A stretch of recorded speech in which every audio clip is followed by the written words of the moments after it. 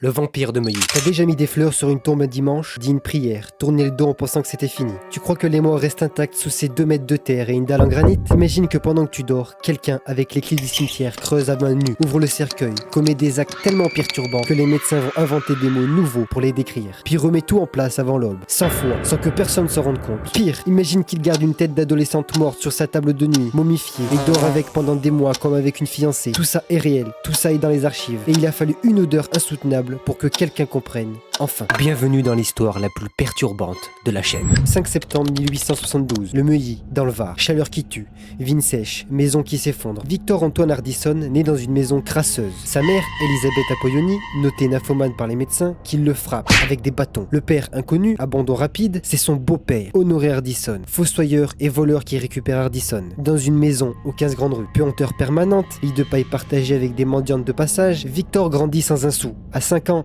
il mendie déjà. Ses voisins le voient fouiller les poubelles pour des restes moisis. 0 école normale. À 8 ans, sa mère réapparaît, le frappe à la tête avec un gourdin. Sang sur le crâne, cicatrice permanente. Victor développe des tics nerveux, rit bizarrement. Un hoquet sec qui glace le sang. Et le détail qui explique tout, anosmie totale depuis la naissance. 0 odorat, agueusie, 0 goût. Le monde n'a pas d'odeur pour lui. Tu vois le problème qui arrive? À 10 ans, Honoré devient fossoyeur officiel. 4 enterrements par mois maximum. Salaire dérisoire, 20 francs. Victor aide, creuse des trous, voit des corps pour la première fois. Froid, raide, yeux vitreux. Ça l'intrigue d'une manière bizarre.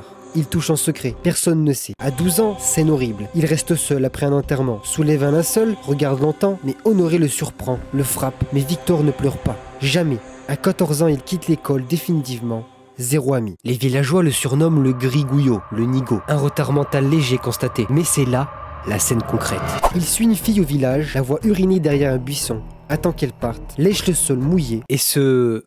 Vous comprenez. Il faisait ça devant tout le monde, et les gens rient, se moquent de lui. Compte en banque, négatif, famille brisée. 3 frères et sœurs se suicideront plus tard. À 15 ans, il se prostitue occasionnellement, pour quelques sous. Les archives médicales notent des comportements sexuels atypiques, jusqu'au jour où il explose. Spoiler, rien ne justifie ce qui vient. Ce qu'il va faire pendant 8 ans est si perturbant que les médecins vont créer des termes scientifiques juste pour lui. Tu t'apprêtes à comprendre pourquoi l'absence d'un sens peut détruire toutes les barrières morales. En 1893, 3h du matin, Victor a 21 ans. Il prend les clés pendant qu'Honoré dort. Première action, une tombe fraîche, femme de 25 ans, morte 3 jours plus tôt. Il creuse avec ses mains, le cercueil s'ouvre facilement. Il commet ce que les rapports médicaux décriront plus tard comme des actes nécrophiles documentés. Il remet tout ça en place, au millimètre, les fleurs exactement à leur position, personne ne le sait. Il vient d'inventer son rituel nocturne. Ses actes passent de 0 à 10 en un an. Comment? En profitant de sa position. Quand Honoré tombe dans une fosse en 1894, se blesse, abandonne le job, Victor reprend, seul. C'est là la croissance initiale. 10 tombes en 1894,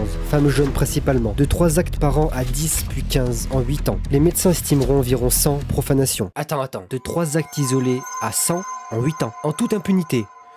Je crois que t'es pas prêt. Il suit tous les enterrements, demande aux familles la cause de mort, note mentalement, prépare ses nuits. Et là, le froid sous ses doigts, le silence absolu à 3 heures. Et lui qui sent rien, grâce à l'anosmie. En 1895, 2 sœurs mortes de diphtérie. Il en profane une, laisse l'autre intacte. Trop risqué la même nuit. 1898, une femme enceinte morte. 1899, une vieille dame, trop ridée. Il la laisse, préfère les jeunes. Et en 1900, un jeune homme de 20 ans. Les rapports médicaux confirment que l'absence d'odorat supprime l'alarme du dégoût et la morale a parfois des racines biologiques. Bon, jusqu'à là, il s'est pas fait arrêter. Mais en 1901, il va franchir une ligne que même lui n'imaginait pas. Des enfants morts vont devenir ses fiancés. Et l'un d'eux ne retournera jamais dans sa tombe. Léonie, 14 ans, morte de fièvre typhoïde. Enterrement le 12, Victor attend 3 jours. Puis un soir, il fait ce qu'il a à faire, mais cette fois, quelque chose change dans sa tête. Trop belle pour rester seule. Il revient 5 nuits d'affilée, même tombe, jusqu'à que la décomposition avance. Et en avril 1901, Gabrielle, 13 ans, morte le 28 avril, Victor assiste à l'enterrement le soir même. Il agit. Ce qui suit va dépasser tout ce qu'il a fait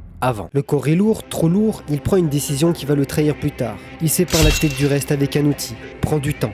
Il nettoie, met la tête dans un sac, rentre chez lui, va dans le grenier, la pose sur sa table de nuit. L'air sec du Var la momifie naturellement. Et là commence quelque chose que les psychiatres qualifieront de relation illusoire avec un objet mortuaire. Il lui parle tous les soirs, pendant 4 mois. En mai 1901, Honorine, 17 ans, même schéma. Juillet, 2 autres victimes. Le rythme accélère dangereusement. Septembre 1901, il va encore franchir une ligne que même lui ne pensait pas franchir. Et c'est l'odeur qui ne sent pas qui va tout révéler. Louise, une enfant de 3 ans et demi, morte de scarlatine. Enterrement le 2 septembre. Victor attend 2 jours. La nuit du 4, il exhume le petit cercueil léger. Il le transporte entier, traverse le village à 4 h du matin, personne ne le voit et il arrive au grenier. Alors attention, ce qui suit est documenté par les rapports médicaux, mais un peu trop perturbant pour détailler ici. Mais vous inquiétez pas. Pendant plusieurs jours, il conserve le corps. Les archives notent comportement que la décence empêche de le décrire précisément. La décomposition avance, l'odeur monte, mais lui sent rien. Les voisins, si, plaintes répétées. Honoré finit par monter au grenier avec une pelle. Ouvre la porte, l'odeur le frappe comme un coup. Il voit une forme sous des tissus, soulève, corps en décomposition avancée. Il hurle,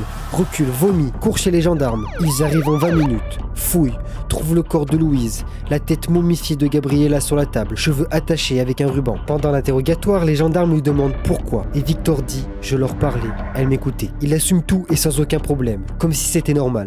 Il décrit chaque tombe, environ 100 actes. Les gendarmes vérifient, ouvrent des sépultures, trouvent des cercueils mal refermés, des corps déplacés. Le village comprend qu'ils ont vécu 8 ans avec un prédateur invisible. Les médecins vont l'examiner comme un spécimen scientifique et carrément inventer des mots pour nommer qui il est. Ce que tu vas entendre n'existait pas avant 1901. Il y a donc un procès, mais pas de prison. Expertise psychiatrique, docteur Alexis Epaulard, jeune médecin brillant, l'ausculte pendant des semaines. Rapport final historique, nécrosadisme, du plaisir avec mutilation de dépouilles, nécrophilie, attirance pour les morts. Docteur Pelletroun ajoute dépile mental vide de tout sens moral, avec anosmie et agueusie congénitale. Kraftebung, psychiatre célèbre, dit le cas de ses manuels internationaux. Victor devient un cas d'école mondial. Les études en médecine étudient son dossier pendant des décennies. Verdict, irresponsable pénalement, internement à vie, asile de Pierrefeu du Var, les cellules verrouillées, en surveillance. Les journaux explosent. Le vampire de Neuilly, 5 colonnes, gravures, portrait avec des crocs dessinés. Il n'a jamais bu de sang, juste commis des actes sur des corps, mais vampire vend mieux. La société transforme l'horreur en spectacle dès qu'elle se sent en sécurité. Mais tu crois que l'histoire s'arrête là? Attends, parce que 11 ans plus tard, il va s'évader et déclencher une panique qui prouve quelque chose de terrifiant sur la peur collective. En 1912, toujours à l'asile de Pierrefeu, la routine. Victor est calme, docile. Les gardiens baissent la garde. Le 29 juillet 1912, registre de l'asile. Une case vide. Évasion.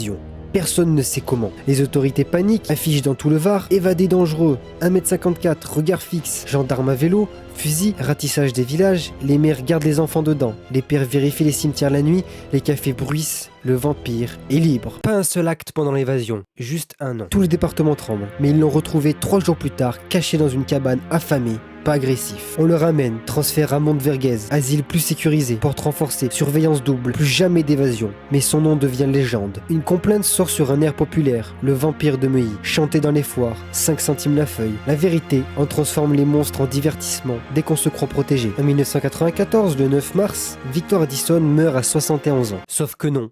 Le cas ne meurt jamais. En 1906, thèse médicale internationale. 1928, livre sur les vampires du folklore. 1970, archives criminelles, dossier conservé. 2001, centenaire de l'affaire, article dans les journaux régionaux. 2018, numérisation complète, 50 000 consultations en ligne. 2023, podcast crime, le vampire de Neuilly, 100 000 écoutes en 2025. Parce que ce dossier parle moins de lui que de nous. Sa photo circule encore, regard vide, immortalisé. Des étudiants en psychiatrie l'étudient toujours. Des créateurs de contenu le ressortent. Des sites le classent cas historique majeur, Wikipédia page dédiée, 200 000 vues cumulées, des forums discutent encore de ses motivations, des auteurs s'en inspirent. Les monstres ne meurent jamais dans l'ère digitale. Mais tu crois que c'est juste de l'histoire ancienne? J'ai pas fini de vous perturber. Dans les rapports d'asile, les gardiens notent des comportements contradictoires. Victor aide un gardien malade, partage son pain avec des patients affamés, pleure quand un co-détenu meurt, les médecins sont perdus. Comment quelqu'un capable de tels actes peut montrer autant de compassion? Lettres de gardien, témoignages médicaux, il n'était pas un psychopathe classique sans émotion, juste un cerveau déformé par la misère, l'abandon et une faille biologique qui a supprimé le dégoût naturel. Les psychiatres modernes qui réétudient le cas en 2020 concluent cas complexe mêlant trauma, déficit sensoriel et retard cognitif. Voilà ce que Victor Addison nous enseigne, que la misère fabrique des monstres plus vite que l'éducation ne l'empêche, que la société ignore les signaux jusqu'à qu'il soit trop tard. Comme au Neuilly, on rigolait sur Addison sans surveiller ses nues, que l'anosmie a supprimé son alarme de dégoût, prouvant que la morale a des racines biologiques, que l'invisibilité sociale est le terreau parfait des déviances. Victor a piné 100 tombes pendant 8 ans parce que personne ne surveillait l'homme d'1,54 m.